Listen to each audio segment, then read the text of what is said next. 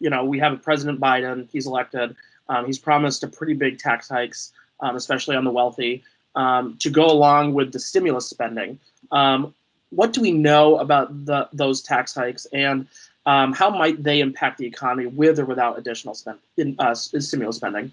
In and of themselves, they're going to be a bad idea. I mean, if literally the goal is to walk in the door in January, pass a bill that raises the corporate rates to 28%, raises payroll taxes on those making more than $400,000 to the full rate of 12% on, get rid of that cap and tax their payroll, raise the top individual rate, raise dividends and capital gains tax rates.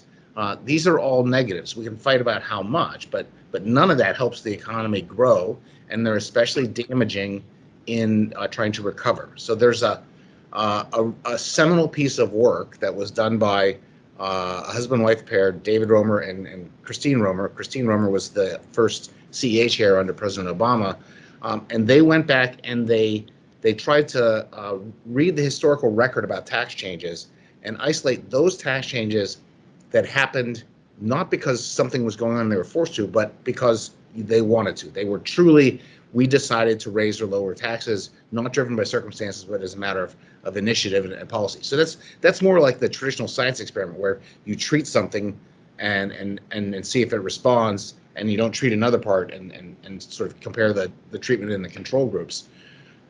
It turns out that if you look at the tax impacts of those truly exogenous increases in taxes, they have huge negative impacts. So a 1% increase as a fraction of GDP has a 3% impact downward on GDP after 2 full years. These Biden proposals are literally that kind of experiment. Once there's no circumstance forcing a tax increase, they're just doing it. And so I worry about that a lot.